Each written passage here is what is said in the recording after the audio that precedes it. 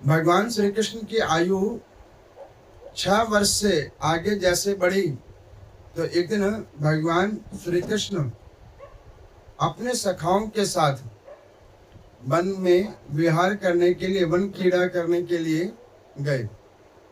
तो वहां पर में वो वन कीड़ा कर रहे थे, तो उसी समय में उनके जितने भी सखागण थे वो अपने घरों से आदि आदि पकवानों को लेके आए हुए थे।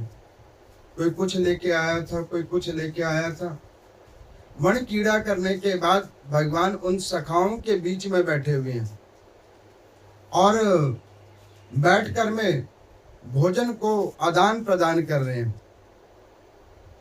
अब वहां पर में उन्होंने क्या किया, भगवान ने कि सबके भोजनों से वो कुछ निकाल कर स्वयं को ग्रहण करवा रहे हैं।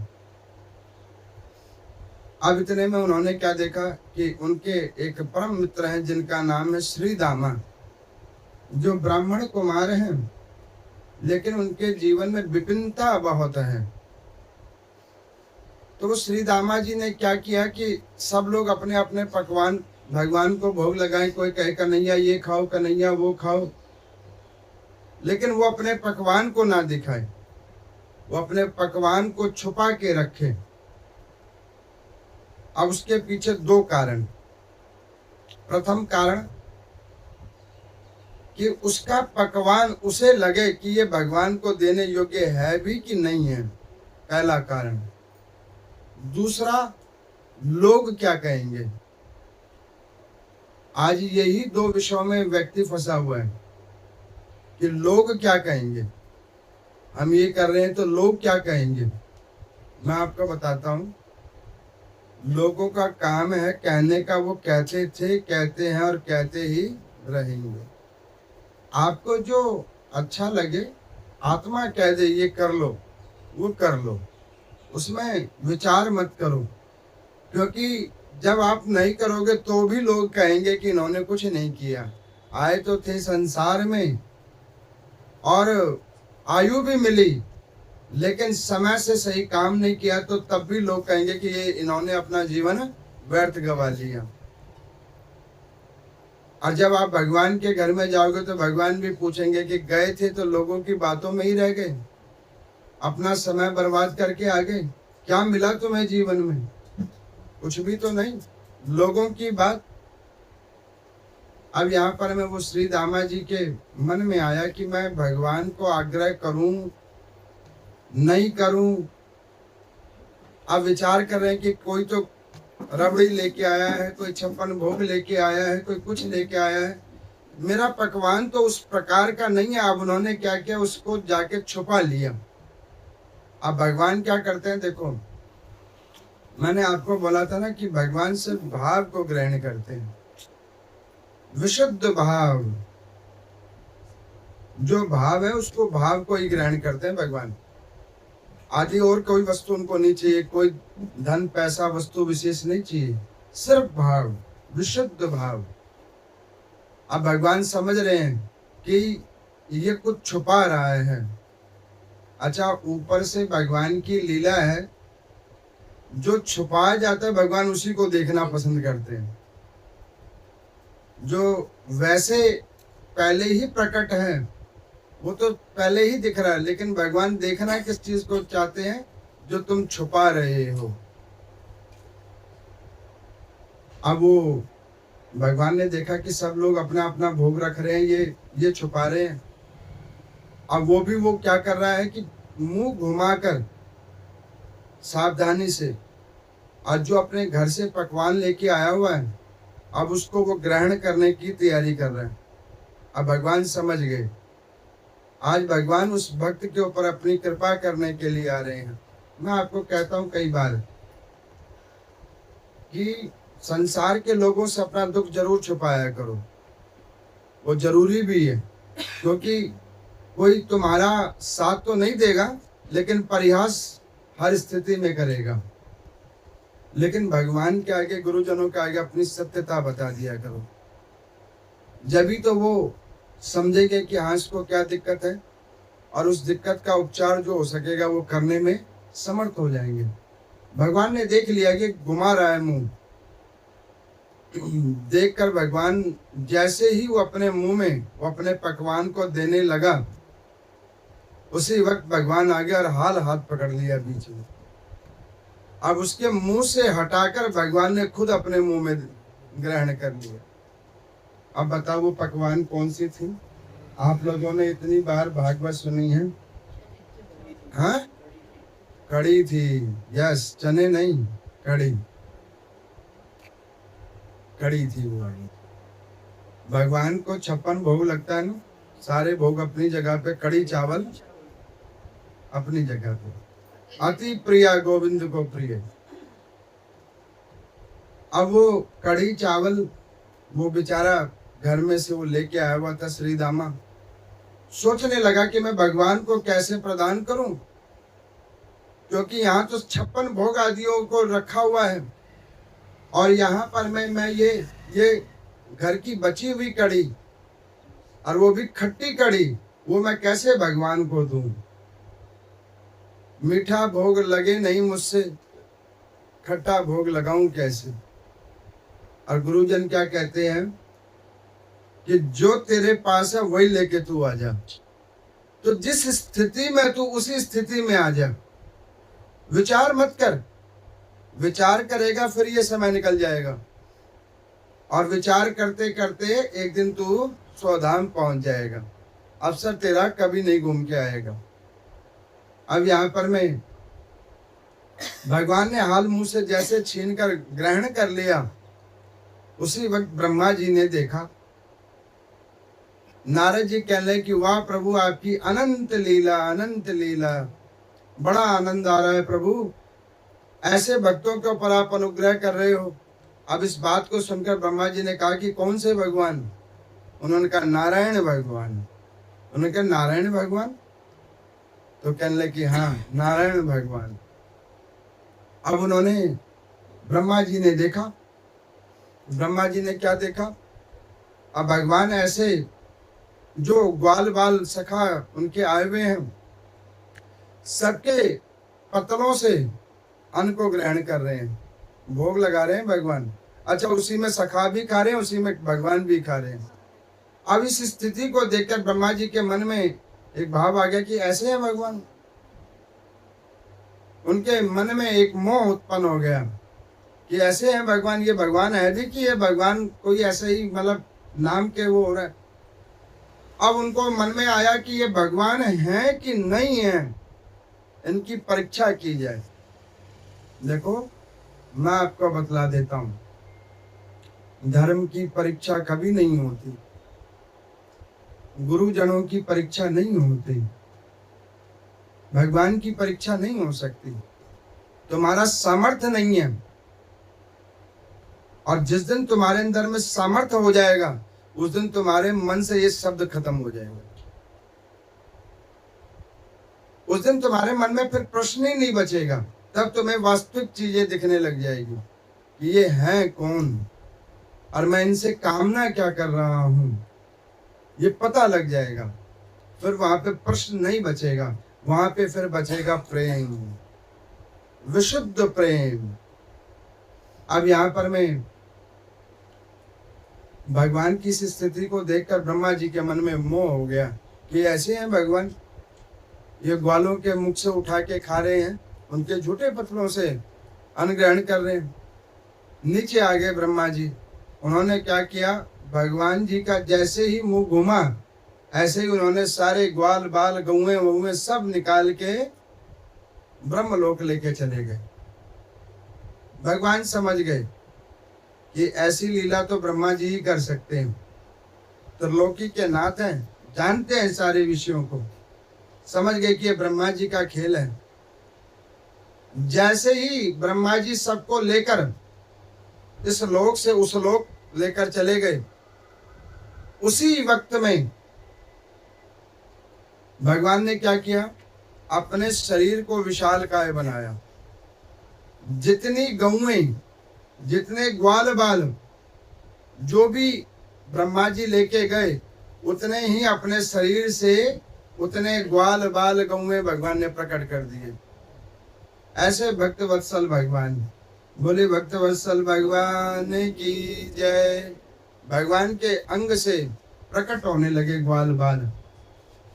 अब ये कथा एक बात को और दर्शाती है। जो लोग कहते हैं ना कि उनमें है भगवान, मुझ में नहीं है, मैं तुम्हें बतलाता हूं, तुम में भी भगवान है। भगवान के अंश से सारे प्रकट हैं और सबके अंदर भगवान है। हर जीव के अंदर भगवान है। भगवान ने ही प्रकट किए उन गौओं को, उन ग्वाल बालों को। अब इधर ब्रह्मा जी लेकर ऊपर में आ गए। भगवान ने कोई नियम चेंज नहीं किया। अब वो ग्वाल बाल गौए वैसे ही क्रियावान कर्म करें जैसे वो ऊपर गए हुए थे वैसे। ब्रह्मा जी का 1 वर्ष बीत गया बीच में। अब एक दिन ब्रह्मा जी ने सोचा कि एक बार नीचे तो देखो कि क्या हुआ। अब ब्रह्मा जी ने जो नीचे देखा तो उन्होंने देखा कि अरे भाई, जो बंदे ऊपर हैं वही बंदे नीचे हैं। बड़ी देर तक ब्रह्मा जी को समझ नहीं आया कि ये हो क्या रहा है। कहीं मैं दर्पण तो नहीं देख रहा, जिस दर्पण में इधर भी चित्र दिख रही है और उधर भी चित्र दिख रहा है। अब इस स्थिति को देखकर भगवान समझ गए। भगवान ने ब्रह्मा जी की ओर देखकर हंसना प्रारंभ किया। ब्रह्मा जी को समझ गए कि ये वाकई त्रिलोकी के नाथ है। आगे नीचे उन्होंने हाथ जोड़ा, कहने लगे कि नाथ, ये मुझे पता लग गया। मेरे मन में जो मोह चढ़ गया था कि आप छोटे से ग्वाल बाल हो, आप भगवान नहीं हो, वो मुझे पता लग गया कि आप ही त्रिलोकी के नाथ हो। मैंने आपको पीछे कहा था ना कि ज्ञान गुण आयु के अधीन नहीं होती। किसी के रूप रंग से, कद काठी से उसके ज्ञान का आकलन नहीं हो सकता। पता नहीं उसके अंदर में कौन से परमात्मिक शक्ति विद्यमान है जो तुम्हें अपने इन नेत्रों से तो नहीं दिखता, लेकिन वास्तविक में परमात्मिक नेत्र से जब देखोगे तो तुम्हें समझ में आ जाएगा कि ये कौन है।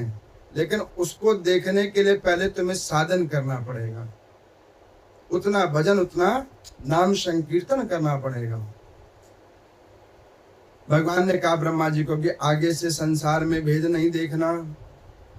तुम इस मोह में बैठे थे ना कि तुमने सृजन किया है, ना मैंने सृजन किया है, माध्यम तुम्हें बना दिया है। इस संसार में सब कुछ भगवान ही करवा रहे हैं। कर्तुम अकर्तुम जितने भी कर्म हो रहे हैं ये सब भगवान ही करवा रहे हैं। जीव एक माध्यम निमित्त है बस। अब यहाँ पर मैं ये हुई, वो ग्वाल बालों को नीचे लेके आए। अब वो जैसे ही नीचे लेके आए तो जो भगवान से प्रकट हुए तो वापस भगवान में विलीन हो गए। यही संसार है, यहीं से जन्म होता है और इन्हीं भगवान जी में जीव विलीन हो जाता है, तत्व परम तत्व में जाकर मिल जाता है। अब वो ग्वाल बाल आगे, उन्होंने कहा लाला, हमने सुना वो दाढ़ी वाले बाबा कह रहे कि तुम भगवान हो। भगवान ने कहा कि ये तुमको किसने बताया? कह रहे अरे वही जो दाढ़ी वाले बाबा जी हमको लेके गए थे ऊपर में, कहाँ ले गए थे? तो वो कह रहे कि तुम भगवान हो। तो उन्होंने कहा कि क्यों, तुम्हें मैं भगवान नहीं लगता? तो उन्होंने कहा कि ना ना, हमें तो तुम हमारे सखा लगते हो और कुछ नहीं लगते। अच्छा देखो, भगवान के 2 प्रकार के रूप थे। एक ब्रज का रूप था और एक द्वारकाधीश भगवान का रूप था। ब्रज वालों ने कभी भगवान को भगवान नहीं समझा। उन्होंने क्या समझा, ये हमारे सखा हैं, उनमें उनका निज भाव। अच्छा, द्वारकाधीश भगवान को द्वारका वासियों ने सिर्फ भगवान ही समझा, ये भगवान है, क्योंकि वो उनके उस रूप को देख के बैठे हैं। और भगवान कहते हैं कि जो जिस रूप में मेरी पूजा कर ले मुझे वही प्रिय है, जैसे मेरी भजन कर ले। अब यहाँ पर मैं, उन्होंने कहा कि लाला, अगर तू भगवान है तो हमें स्वर्ग दिखाए। तो उन्होंने कहा तुम लोग स्वर्ग देखोगे? तो उन्होंने कहा कि हाँ, स्वर्ग देखना है। अब यहाँ पर मैं, भगवान ने कहा फिर एक काम करो, सब लोग आंख बंद करो। सब ने आंख बंद कर लिया। आंख बंद किया नहीं और भगवान की लीला, सारे स्वर्ग में पहुंच गए। अब सारे स्वर्ग में पहुंच गए, वहां पे देखा नाना प्रकार के सुख हैं, सुविधाएं हैं, हर चीज जो उनकी कामना हो रही है वो सारी कामना की वस्तुएं वहां पे हैं, सिवाय एक चीज के, क्या? वहां गोविंद नहीं है। ये संसार में और सारी सुख सुविधाएं आप पैसे से कमा सकते हो, कर्म करके, चाहे अच्छा या बुरा अर्जन कर सकते हो, सिवाय एक के, नाम संकीर्तन, भगवत चिंतन। ये ऐसे नहीं होगा। इसके लिए क्रियावान कर्म आपको करना पड़ेगा, भगवान के आगे, गुरुजनों के आगे समर्पित होना पड़ेगा, तब जाके ये कृपा होगी आपके ऊपर। अब उन्होंने सब कुछ तो देखा, वहां पे भगवान को नहीं देखा। थोड़ी देर तो वो चमक चौंदनी देखते रहे, लेकिन जैसे ही भगवान को नहीं देखा, मन में निराशा हो गई कि सब कुछ दिखा लेकिन भगवान नहीं दिखे। अब मान के चलो, एक थाली के अंदर में 56 भोग लगे, उसमें 2 चीज ना मिले, एक नमक और एक मीठा, तो बताओ वो भोजन अच्छा लगेगा? भाई दाल बनी है फीकी, सब्जी बनी है फीकी, मीठा बना है फीका। आप बताओ 56 भोग हैं लेकिन खाने योग्य कोई भी नहीं है। भगवान ही रस हैं, और जहां रस नहीं वहां जीवन नहीं, क्योंकि निरस्ता में कभी जीवन नहीं होता, रस में जीवन होता है। अब यहाँ पर मैं गोविंद भगवान ने कहा, देखा कि गोविंद जी नहीं है, तो सारे सखाओं ने बोला कि जहां गोविंद नहीं वैसे स्वर्ग का क्या काम। हाल आंख खोल ली, और आंख खोला तो उन्होंने कहा, कन्हैया उस स्वर्ग में हमने सबको देखा सिवाय तुमको। तो उन्होंने कहा कि फिर तुम आ क्यों गए? उन्होंने कहा कि जहां तुम नहीं वहां हम नहीं, जहां भगवान नहीं वहां भक्त का क्या काम, और जहां भक्त नहीं वहां भगवान आएंगे कैसे? यही नियम है। भगवान ने कहा कि फिर तुमको क्या चाहिए? उन्होंने कहा हमको तो सिर्फ तुम ही चाहिए, और ऐसे ही चाहिए, इसके अलावा नहीं चाहिए। भगवान बड़े प्रश्न हुए। अब यहाँ पर मैं कंस के द्वारा भेजे गए एक धेनुकासुर आया, एक अघासुर आया, एक वृषभसुर आया। ये बारी बारी जीव जंतुओं का रूप लेके आए। उसका अपना सामर्थ्य नहीं सीधे आ जाए, तो वो अलग अलग असुरों को उसने भेजा। उन ब्रजवासियों के द्वारा भगवान को कष्ट पहुंचाने का विधान किया। मैं इसीलिए के कहता हूं, कभी किसी का दिल नहीं दुखाना चाहिए। किसी जीव का दिल दुखाओगे, उसके ऊपर अत्याचार करोगे, वो गोविंद को अच्छा नहीं लगेगा। और जो चीज भगवान को अच्छा नहीं लगेगा तो तुम्हारा कल्याण कैसे होगा? इसीलिए के इन कर्मों से बचना चाहिए। काम वो करो जो जनमानस के कल्याण के लिए हो, किसी का दिल ना दुखे, ऐसा कर्म करो ताकि गोविंद प्रसन्न होवे, नारायण प्रसन्न होवे। अब यहाँ पर में इतनी लीलाएं होने के बाद में भगवान ने उन असुरों को मुक्त किया, ब्रजवासियों को निज सुख देते रहे। एक दिन भगवान घर में खेलते खेलते आए, तो भगवान ने क्या देखा कि घर के अंदर में बड़ी तैयारियां हो रही हैं, बहुत सारी तैयारियां हो रही हैं, और इतनी तैयारियां हो रही हैं कि घर में कहीं कुछ बन रहा है, कहीं कुछ बन रहा है। भगवान ने सोचा कि बड़ी विचित्र बात है, घर में सब कुछ बन रहा है और हमें पता नहीं। तो वो आए और उन्होंने नंद जी को पूछा कि बाबा, तो उन्होंने कहा कि हाँ, ये घर में क्या हो रहा है, और ये हमारे ही घर नहीं पूरे ग्राम के अंदर में घर घर में ये क्या हो रहा है? उन्होंने कहा इंद्र भगवान की पूजा हो रही है। उन्होंने कहा इंद्र भगवान? ये इंद्र भगवान कब से हो गया? तो उन्होंने कहा कि तुम्हें पता नहीं, ये जो वर्षा होती है वो इंद्र भगवान की कृपा से होती है। भगवान ने मन ही मन सोचा कि उसको तो मैंने ड्यूटी पे लगाया था कि तुम्हारा काम है ये मृत लोक पे जल वर्षा करके उन जीवों को जो मुझसे उत्पन्न हुए हैं उनका भरण पोषण करो। ये अपने आप को भगवान समझने लग गया। भगवान को वो जीव पसंद नहीं है जिनके अंदर में दंभ का प्रवेश है। मैं मैं वाले जीव को तो भगवान देखते ही नहीं, उसको छोड़ देते हैं। जो अपना बल लगाता हो भगवान उसकी ओर देखते ही नहीं है, भगवान उसको छोड़ देते हैं कि जाओ फिर अपना बल लगाते रहो।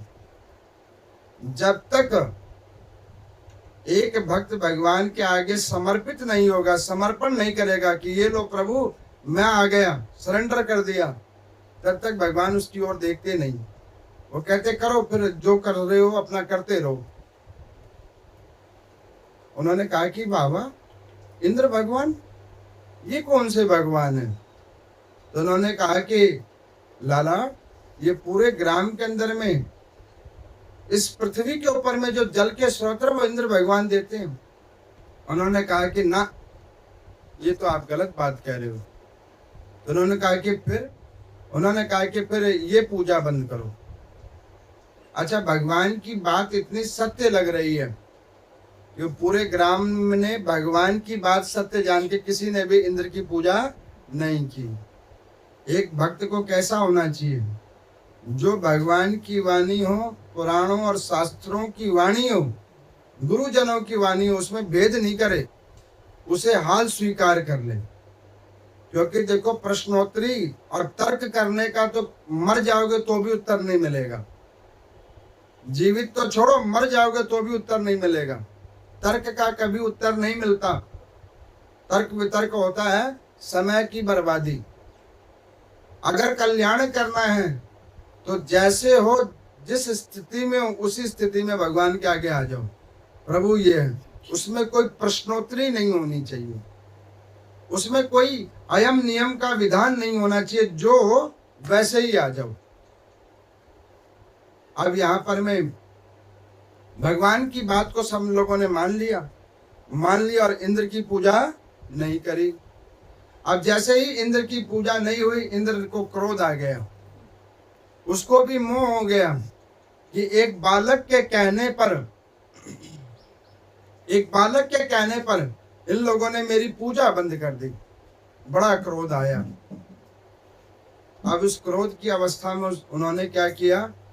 अपने जितने भी आयुध वाले जो मेघ थे उनको कहा कि जाओ ब्रज के ऊपर में ऐसी वर्षा करो कि वहां कोई बचे नहीं, ना कोई जीव बचे ना कोई वस्तु बचे। आप बताओ क्या भगवान ऐसे हो सकते हैं? भगवान ऐसे नहीं हो सकते। जो भगवान के आगे हाथ जोड़ता है भगवान उसका कल्याण करते हैं, ये तो सब मानते हैं। जो भगवान के आगे नहीं भी हाथ जोड़ता भगवान तो उसके ऊपर भी कृपा करते हैं कि नहीं करते हैं?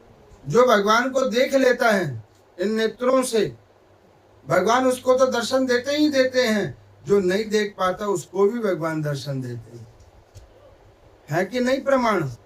ऐसे बहुत सारे संत हुए हैं इस सनातन धर्म में, जिसमें परम श्रेष्ठ सूरदास जी हैं, नेत्र विहीन है लेकिन गोविंद देव जी को देख रहे हैं।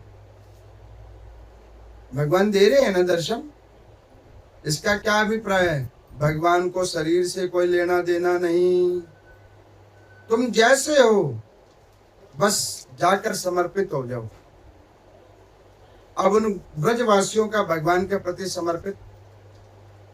अब बीच में किसी ने कहा, लाला हमने इंद्र की पूजा ना करी, लगता वो क्रोधित हो गया। भगवान ने मन टटोलने के लिए कहा कि अब क्या होगा? उन्होंने कहा कि जो हो सो हो, हमारे लाला ने जो कह दिया अब तो वही होगा। मैं आपको कहता हूं, जीवन में सुख आ जावे, दुख आ जावे, विकट समस्या आ जावे, धर्म का साथ नहीं छोड़ना। कई लोगों को मैं देखता हूं थोड़ी बहुत समस्या हो गई, पूजा बंद, भजन बंद।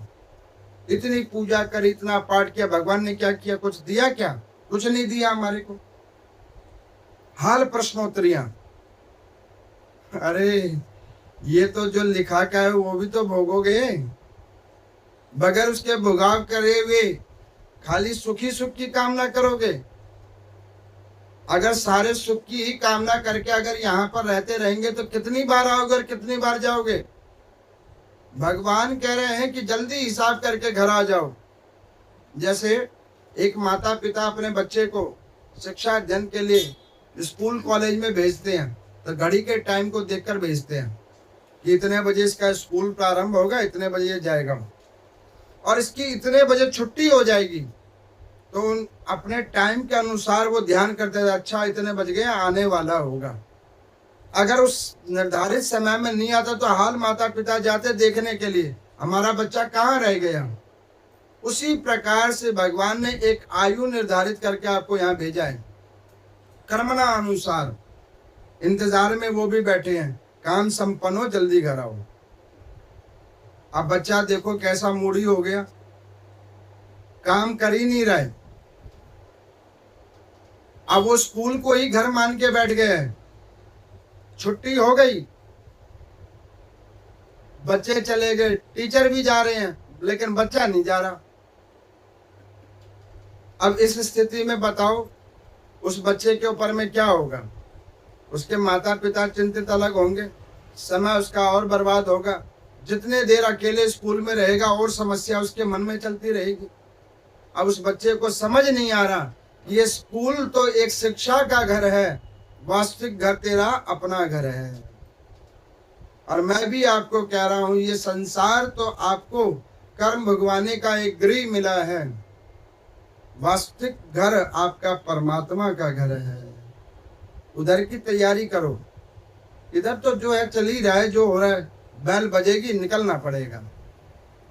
अब यहाँ पर मैं भगवान की बात सबको लग गई। उन्होंने कहा कि नहीं, अब जो हमारे कन्हैया कहेंगे हम तो वही करेंगे।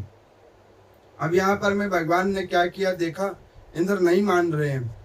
अब भगवान चाहते तो वहां पे चक्र सुदर्शन लेकर हाल इंद्र का भी मान भंग कर सकते हैं, लेकिन भगवान ने नहीं किया। इसका क्या अभिप्राय है? तुम जो ये कामना कर लेते हो ना, भगवान मुझे दे दो, ऐसे कर दो, हम इतना भजन कर रहे, कम से कम हमारे ऊपर तो कृपा कर दो। भगवान क्यों नहीं करते कृपा?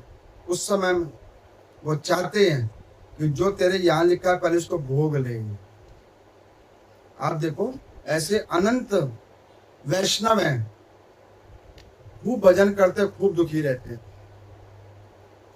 जितना अत्यधिक भजन उतना अत्यधिक उनको दुख मिलता है, व्याधियां मिलती हैं।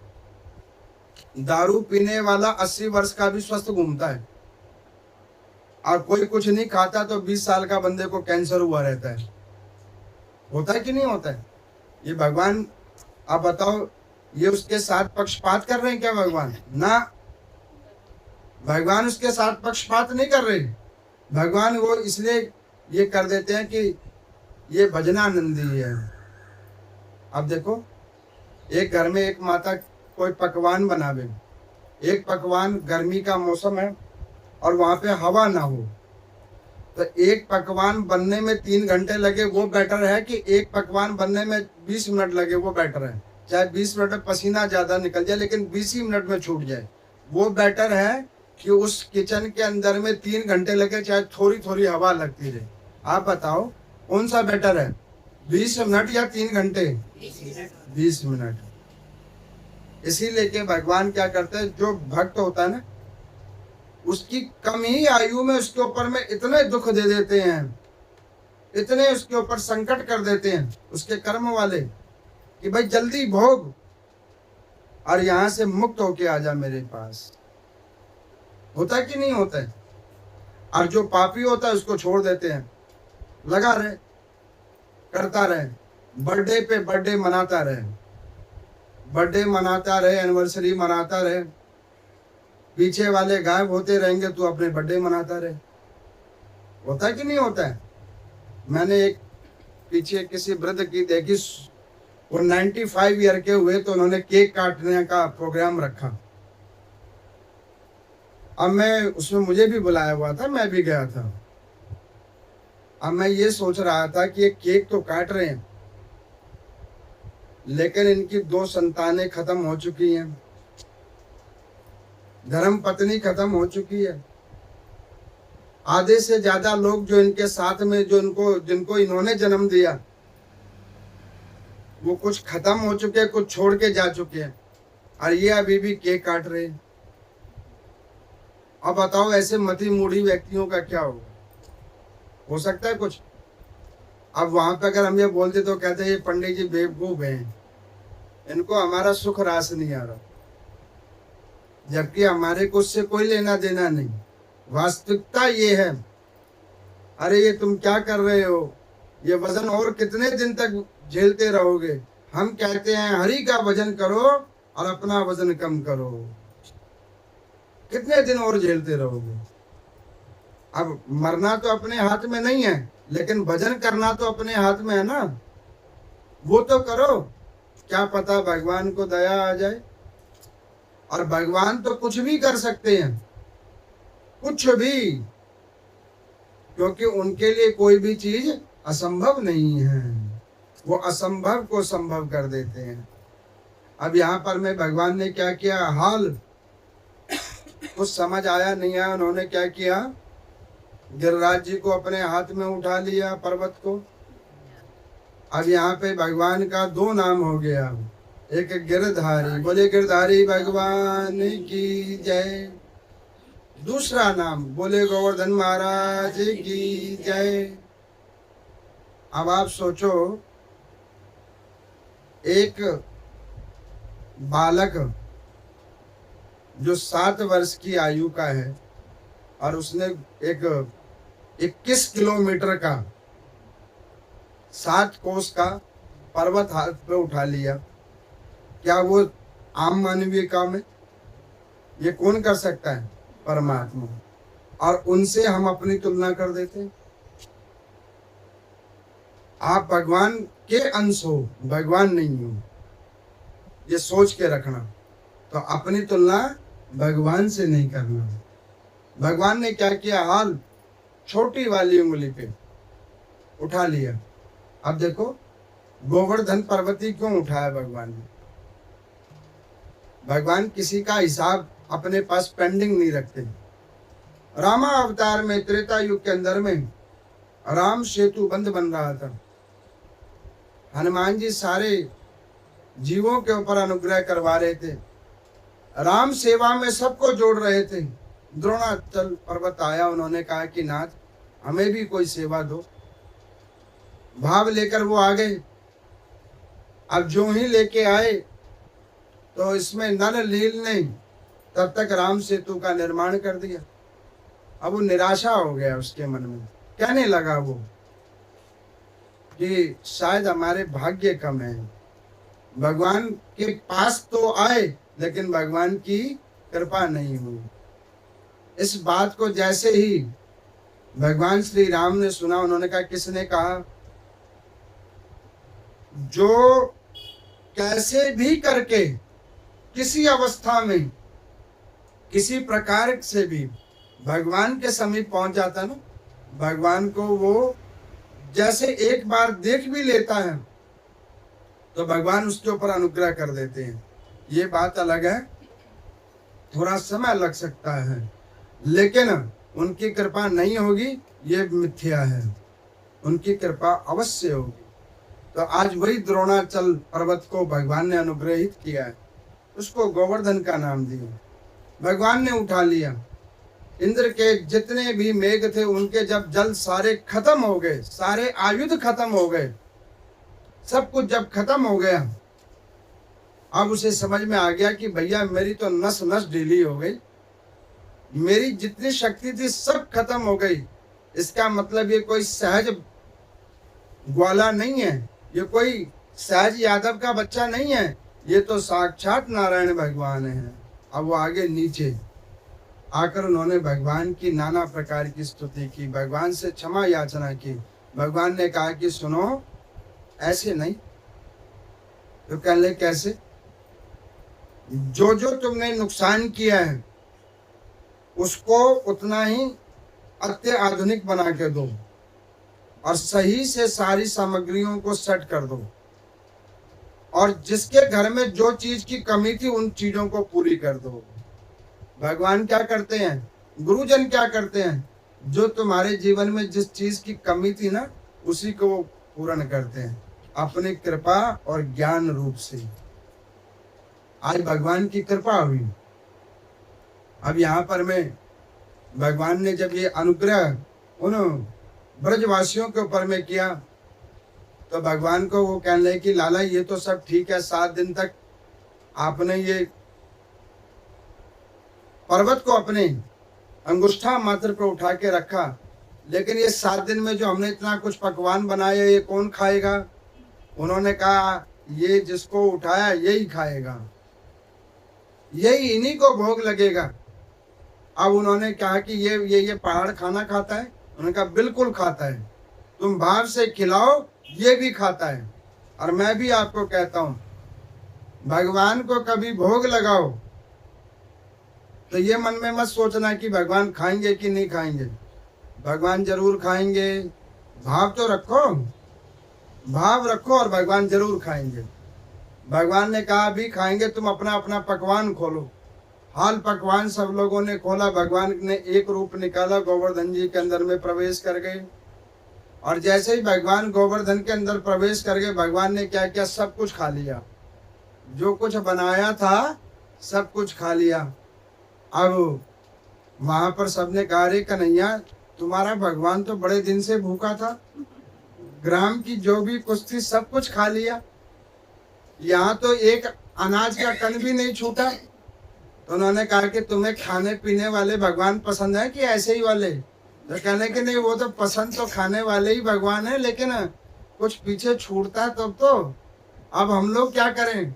उन्होंने कहा कि एक काम करो, ये वो भगवान हैं जो भाव को लेते हैं, बाकी अनंत सुख जीवात्मा को दे देते हैं।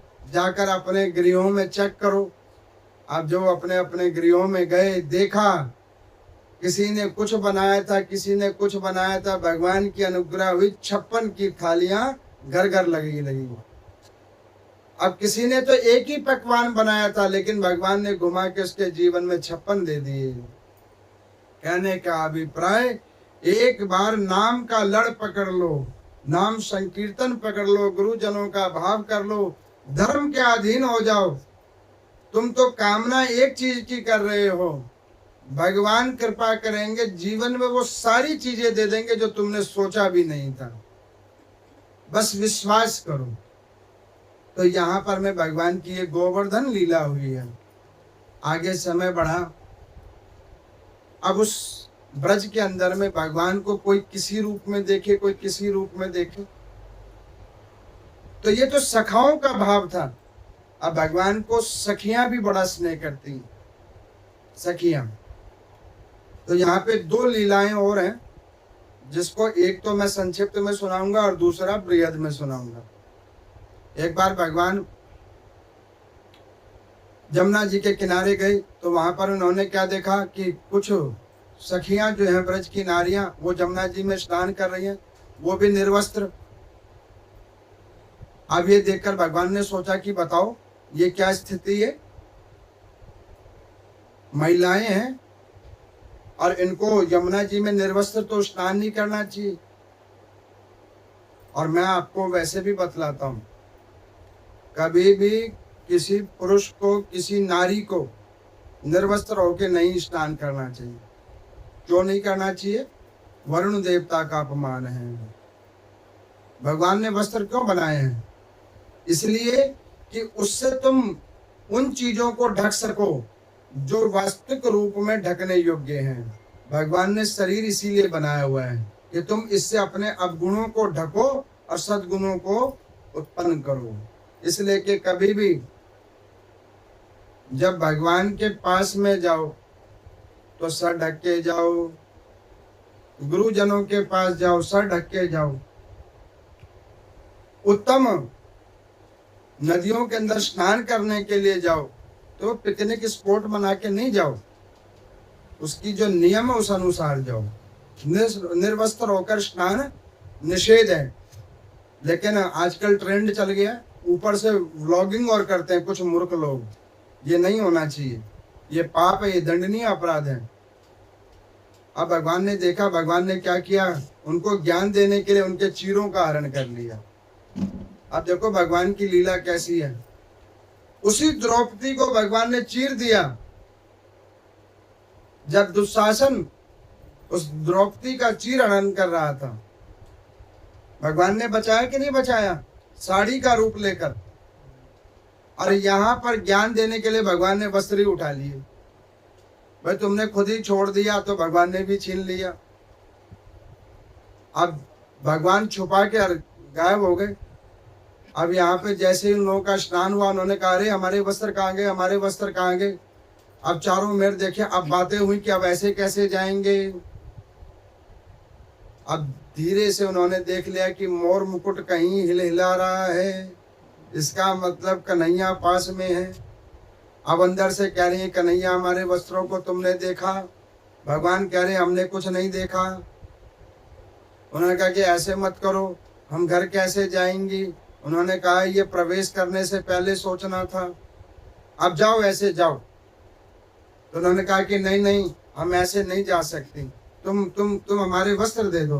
भगवान ने कहा देंगे एक शर्त पे। उन्होंने कहा कौन सी शर्त।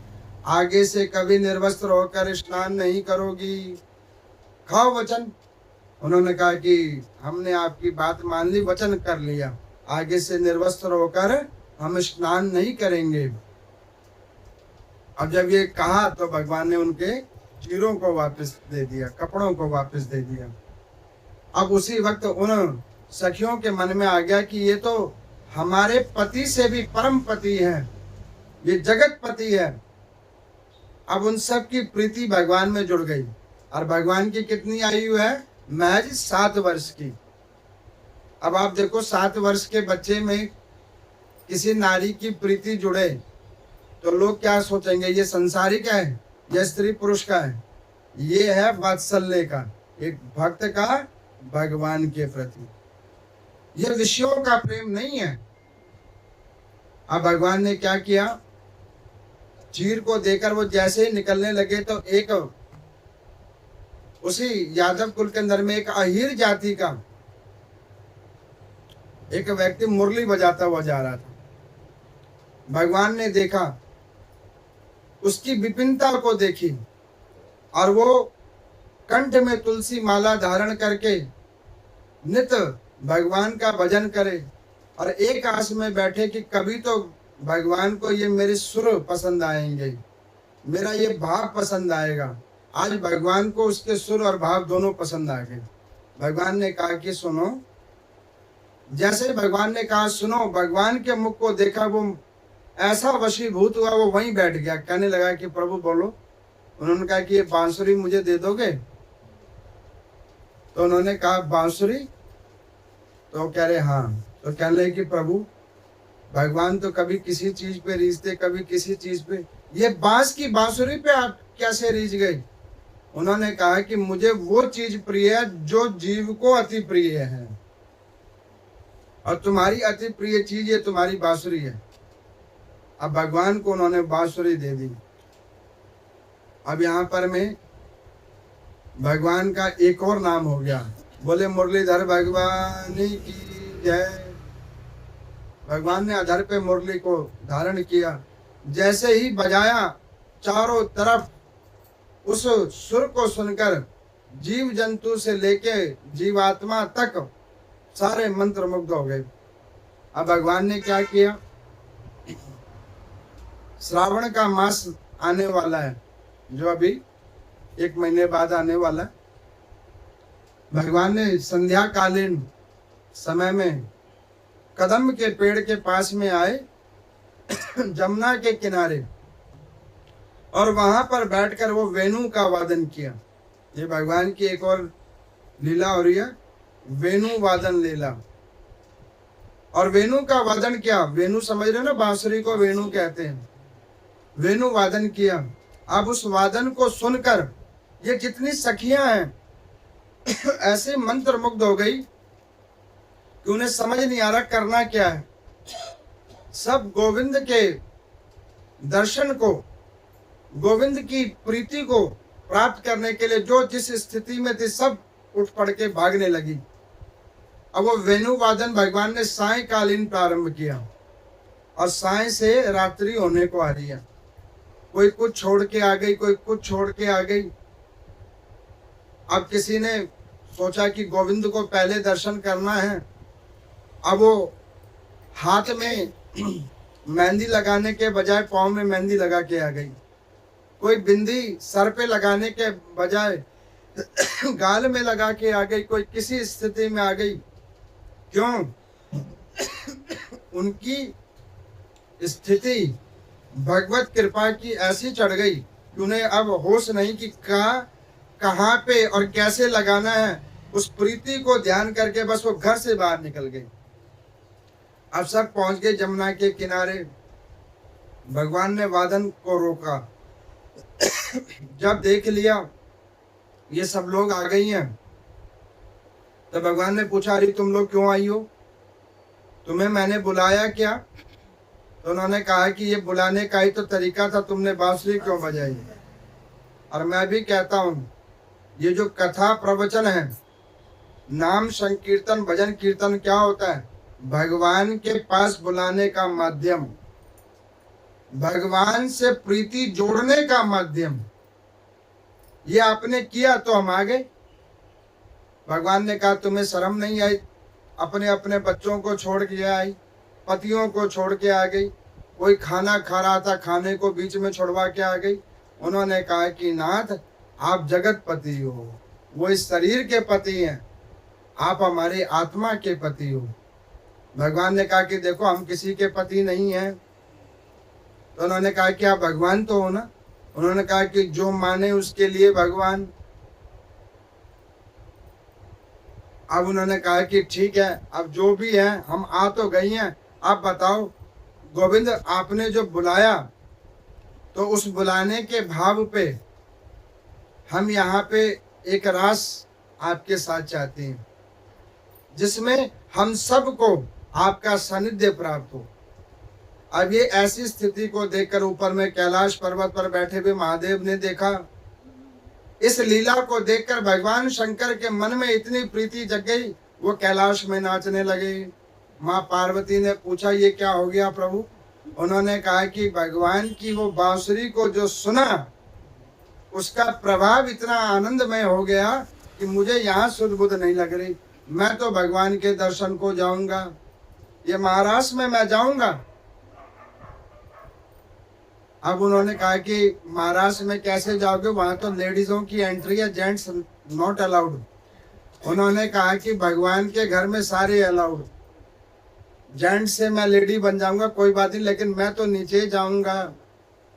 अब यहाँ पर मैं राधा रानी जी उनकी मुखिया हैं, और वहां पे रास का आयोजन हुआ है।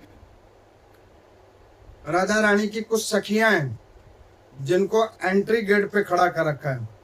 देखो, जो श्रद्धावान हो उसको आने दो, उसमें जेंट्स आर नॉट अलाउड। अब वो वहां पे इतने में महादेव आए। भगवान भूत भावन शंकर, उनका अद्भुत रूप श्रृंगार है। अब देखकर भगवान ने देखा कि भैया यहाँ तो एंट्री की जगह कैसे होगी, ये तो इन्होंने रोक रखा है, बगैर नारी बने ये अंदर प्रवेश नहीं। तो भगवान शंकर ने कहा कि सुनो, तुम यहाँ क्यों खड़ी हो? तो उन्होंने कहा कि यहाँ पे प्रवेश उनका है जो भगवान की सखी हैं। तो उन्होंने कहा, ये कहाँ लिखा है कि नारी ही सखी हो सकती है? किसी पुरुष के ही भाव अगर सखी प्रति उत्पन्न होते हो तो क्या वो भगवान स्वीकार नहीं करेंगे? तो उन्होंने कहा कि स्वीकार तो कर लेंगे, लेकिन आपको ड्रेस चेंज करना पड़ेगा। भगवान शंकर ने कहा कि हम तो ये वाला ड्रेस भी खुद नहीं पहनते, जो हमारे गण पहना देते वो हम पहन लेते हैं, और तो हमें कोई ड्रेस पहनना आता नहीं। उन्होंने कहा ठीक है, हम आपका श्रृंगार कर देंगे, श्रृंगार के बाद आप अंदर जाओगे। अब भगवान शंकर का श्रृंगार करना कोई सहज है? भगवान इतने लंबे चौड़े हैं, बड़ी बड़ी जटाएं, बड़ी बड़ी दाढ़ी भगवान की। अब उनका श्रृंगार हो तो हो कैसे? उन्होंने कहा कि बाबा, तुम्हारा श्रृंगार तो सहज नहीं है। उन्होंने कहा चलो जैसे कर दो, बस मेरी दाढ़ी और मेरी जटा, इसको दो को छुपा दो, बाकी तो मैं खुद देख लूंगा। अब भगवान शंकर को जैसे तैसे करके वो घाघरा वगैरह पहनाया और दाढ़ी को चुन्नी के अंदर छुपाया। अब जैसे ही दाढ़ी को चुन्नी के अंदर में छुपा दिया, भगवान ने देख लिया भगवान शंकर आए हैं। अब भगवान शंकर को देखकर भगवान समझ गए कि जब भगवान आए हैं तो सबके ऊपर कृपा हो। तो उन्होंने क्या कहा कि अरे सुनो, तुम सारी आ तो गई रास की इच्छा से, लेकिन मैंने ये नहीं देखा कि तुम में से कौन कौन यहाँ आई है। तुम में से मेरा किसी से परिचय भी नहीं हुआ। तो सो नहीं, एक काम करो, सारी लाइन में लग जाओ। मैं बारी बारी जो है सो मैं तुमसे तुम्हारा परिचय पूछूंगा और एक एक बार तुम मुझे देखना और मैं तुम्हें एक एक बार देखूंगा, जब भी तो सानिध्यता प्राप्त होगी तुम्हें हमारी। भगवान शंकर ने सोचा कि देखो ये बैठे बैठे इनको क्या सूझ गया, बारी बारी ये सबको देखने की इच्छा करते। मैं तो जैसे तैसे अपनी दाढ़ी मूछ को छुपाया था, जटाओं को छुपाया था। फिर भगवान शंकर ने एक युक्ति सोची, आगे नहीं सबसे पीछे ही खड़े हो जाते हैं। भगवान समझ गए कि महादेव पीछे खड़े हैं। अब भगवान ने तो और सखियों को तो देखना नहीं था, भगवान ने तो देखना किनको था, महादेव को। भगवान ने कहा कि तुम सारी खड़ी हो गई। उन्होंने कहा कि हाँ गोविंद, हम सारी खड़ी हो गई। अब जब सारी खड़ी हो गई तो भगवान ने कहा कि मैं पहले से नहीं लास्ट से शुरुआत करूंगा। जैसे कहा लास्ट से शुरुआत करूंगा, भगवान शंकर ने कहे कि भैया खड़े कहीं भी हो जाओ, नंबर शुरुआत हम ही से होगी। भगवान शंकर के पास हाल कूद कर भगवान आए, हाल घूंघट से उठाया और उन्होंने बोला, बोले गोपीश्वर महादेव की जय। ऐसे गोपीश्वर महादेव वहां हाल प्रकट हुए। खूब महाराज हुआ, आनंद की अनुभूति होने लगी। सृष्टि के सारे सुख, त्रिलोकी के सारे सुख उस महाराज के अंदर में व्याप्त हो गया, जहां पर में एक जीव का परमात्मा से मिलन हुआ, एक आत्मा का परमात्मा से मिलन हुआ। देहिक नहीं, आत्मिक। भगवान ने सबको निःशुल्क प्रदान किया। तो यहाँ पर मैं सुखदेव भगवान कहते हैं कि हे राजा परीक्षित, ये जो महाराज की जो ये कथा है, ये विषयों की कथा नहीं है। कोई अगर ये सोचे कि भगवान ने विषयों के लिए किया, संसारिक मानवीय विषयों के लिए, ना ना, एक भक्त को परम तत्वों का अनुग्रह प्रदान करते हुए उसे आत्मिक सुख करने के लिए, आत्मिक सुख प्रदान करने के लिए ये महाराज पंचाध्यायी हुआ। अब यहाँ पर में भगवान का एक और नाम रखा गया, बोले मधुसूदन भगवान की जय। यहाँ पे भगवान